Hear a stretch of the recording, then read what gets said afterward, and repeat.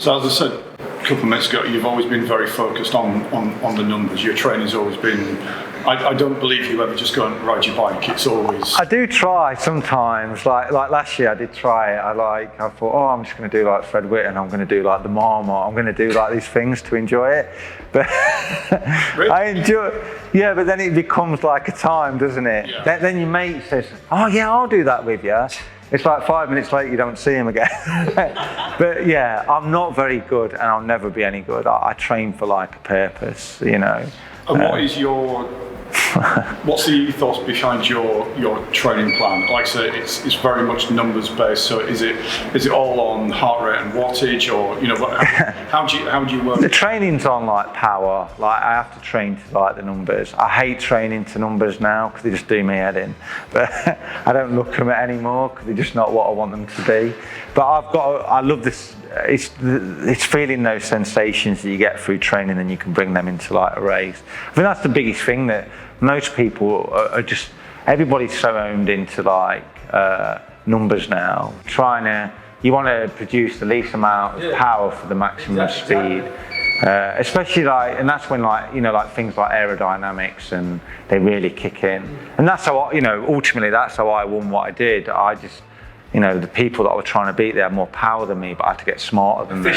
Efficiency, yeah. Efficient. Yeah, and that's what you're always weighing up. It's like, you know, like a lot of the stuff that we do now is you've got like this art of training, but then the job really is to look at, you know, like we'll do like course profiling, we'll look at the rolling resistance, the friction that we're going to generate through like the bike really, and you can calculate everything to within seconds. Yeah. And that's what I love about, you know, like where we are now. Almost also makes it frustrating if it don't go the way you want it to go, but Doesn't want to go that way. no. So from a mere mortal point of view, Yeah. a bike fitting point of view, I had a bike fit years ago, and I've come to you twice to have my bike fit checked and tweaked and get me just right, and it always feels that much better, and it is almost like free speed, isn't it? Yeah, it is. Like the bike is like, it amazes me that anyone that buys a bike doesn't go and have a bike fit. You know, like what are you doing? You're spending all this cash on like a nice bike that you want to show off to your mates, but then you start whinging about back pain, my foot pain, I've got all these little pain. And like bike fit as a whole is it's not brilliant, you know. I can't, but yeah, if you can get a good one, then it does make a massive difference, you know, like to the performance. Like you're the machine that's going to generate the bike ultimately. So, and it is like bike fit's one of these things that you start in a certain place, and then it's a consistent work in progress really. Even me now, I've done this from the age of like 12 years of age, I'm still trying to fine tune it, still trying to get a bit more out of it ultimately, or adapt my body to what I want it to do. I think that's the part that gets lost a lot of the time.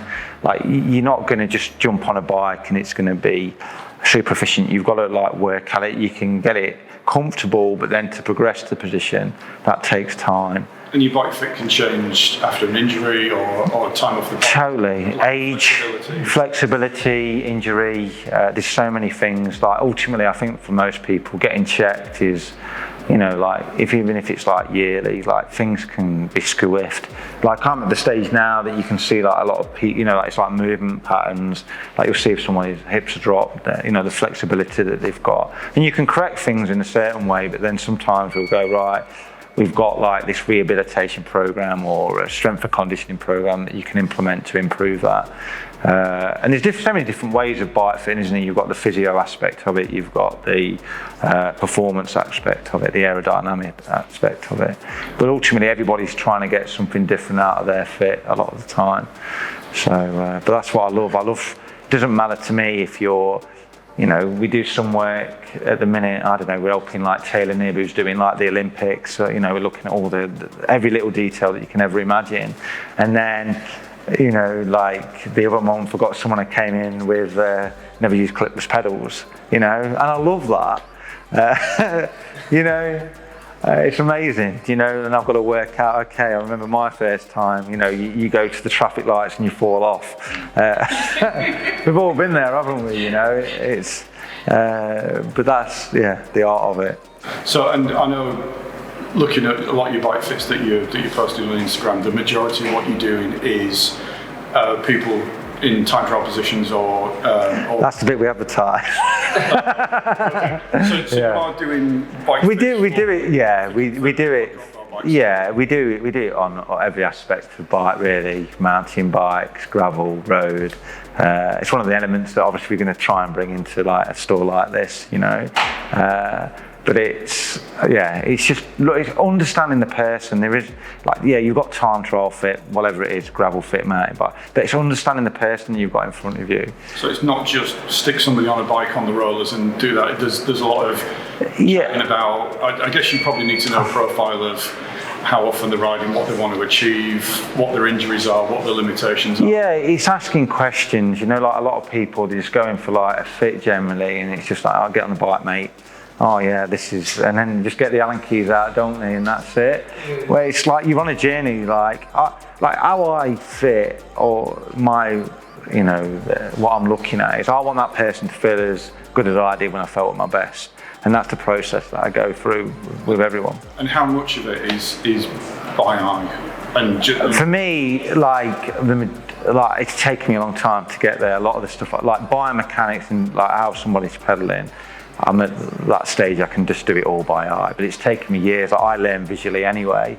When it comes to like the pressure mapping and stuff like that, that's when we need like the technology. That's the saddle pressure mapping. Yeah, like saddle pressure mapping, like footbeds is like been an integral part of what we're doing. Like a lot of people like complain of like aches and pains, but a lot of the time is actually coming from like the feet. So like we're always trying to optimize like like footbeds. Like basically a lot of the time the bike fit actually starts with the foot, and then we can address like the biomechanics from that point really. You've done a couple of sets of footbeds for me, and it wasn't until I came to you that I realised that my feet pronate. So yeah. You've made me the right insoles to kind of straighten everything up, and it does make a hell of a difference. It does, yeah. And then sometimes we get people that, like you might, like most people are dominant on like one side really a lot of the time. Like you get off your bike and you're like an old man, aren't we? But a lot of, like I'm so much more dominant on like my right leg, and sometimes I have to like shim shoes and, but with the pressure mapping we can see like a lot of that. And that's the bit that, I'm good, but I'm not that good. I know last year we did some ride-outs from the office with a lot of dealers, and you were telling people some big wattage figures that you can make an advantage of. Yeah. Just with the way that you sit on the bike. Yeah. I mean, we know don't wear baggy clothes, and don't unzip a jacket and let it waft around in the wind. But there was some, because was it something like 70 watts just by? Yeah, it's like winter. If you look at like our pros are riding now, especially like on like the road bike, it's really coming into gravel. I don't know if you what's the one in Kansas? Unbound. Like you see them now, they're all like on like super aero bikes. You're looking at like all of these, they're not even marginal gains. So generally you'll find like nowadays is a lot of stems are being lifted. Like what we know about aero is, like if you go, I don't know, I'm sitting bolt upright from here, if I drop onto like the hood and I can rotate into it, I'll save like 85 watts. If I go onto like the drops, I'm only save like 45. So it's more efficient to be like on the hoods of the bike.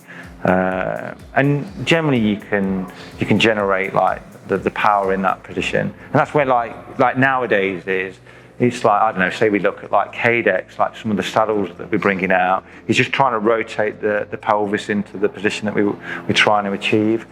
That's what's the most exciting part about like all the new bikes that we've got now, is like where it's going, like with handlebars and saddles, as much as, the technology that's behind it. But there is such a thing as too low at the front end though, because it doesn't.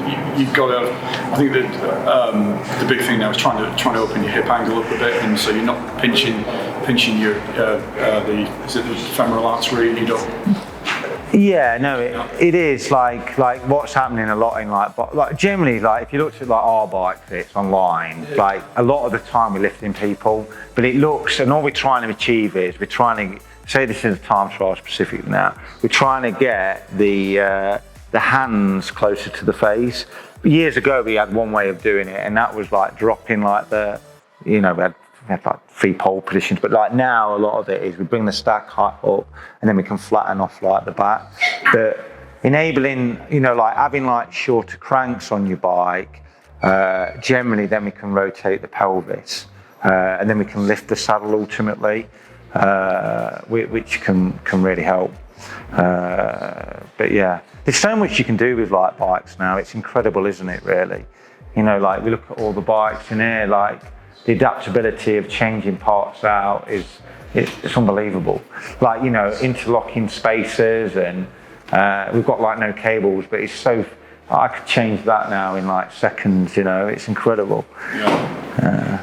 And that's what ultimately is like we go on about like bikes, forget about, obviously weight's an integral part, but a lot of it is trying to integrate the athlete into the bike. Like 85% of the drag is actually coming from the athlete. So it's fascinating. Yeah, I train like virtually, like normally I have like, we generally used to have like Sunday off, didn't I? I used to take like a lot of Sundays off. But yeah, I did. Sleeping on Sunday. Yeah, family day. We used to have like family day because we worked all in the week. I used to do like a lot of, like sweet spot training. That was like it's kind of it's like a swear word now. Like everyone wants to think they've reinvented the wheel. Like zone 2 is like a great word now. Periodization in training but yeah, a lot of it was just a lot of hard back-to-back days ultimately, and then you kind of do a phase and then recover.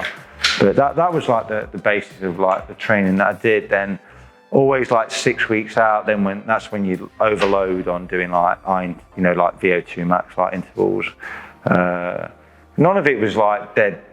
It wasn't anything groundbreaking. It was just a lot of consistency within like the riding I was doing.